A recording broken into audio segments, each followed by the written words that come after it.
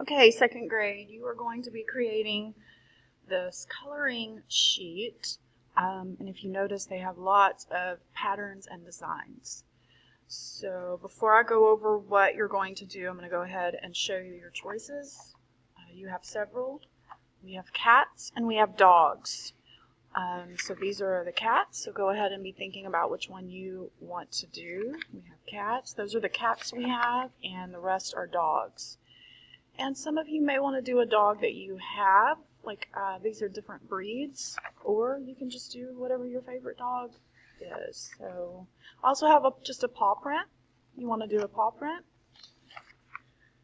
The goal today is detailed coloring, though. If you notice, I have all these really intricate lines and patterns. This is almost like an adult coloring. There's a lab.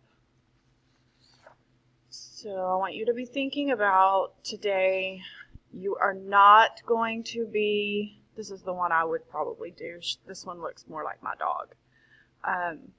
You're going to be doing very detailed coloring. We are not just coloring big sections of one color. If I wanted you to do that, I would have just printed out coloring pages. You are going to color each one of these little patterns and designs. This is probably going to take you a couple of class periods to do. So if you notice today, I actually chose this cat. This is one that has probably the least amount of patterns and designs, but it still took me an hour to do. So I'm just giving you a time limit. If you do this correctly, it should take you about an hour or two to complete one. And then we're going to cut them out and we're going to paste them on a black background.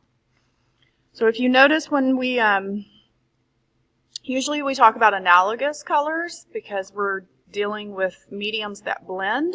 So we want colors that are next to each other on the color wheel.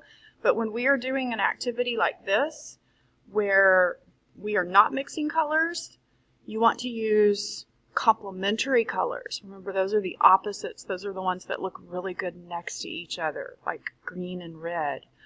So be thinking about that. You don't have to do it that way, but I did a lot of complementaries. And be thinking about whether you want it symmetrical or you don't want it symmetrical. Maybe you want different, but maybe you want the same thing that you do on this side, you want it on the other side.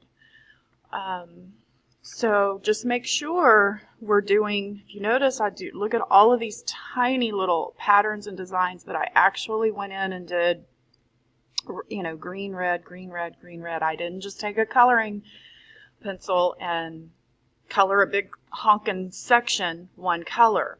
Like I said, I would have just given you regular coloring sheets if I wanted that. Your medium today will be these really cool colored pencils. They're really good for detail. The ones that are just plain, that do not have the little dots, polka dots on them, they actually are metallic, which means there's a little bit of a shiny silvery color in them, so that's kind of cool.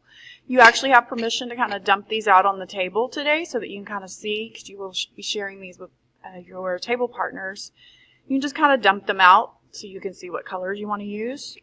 When you are done and it's cleanup time, you will put every single one of these pencils back in the white baskets. Okay, and then you will turn these into your box today because we will not be done with these today. So you'll turn them into the back counter in your box when you are done. Okay, have fun.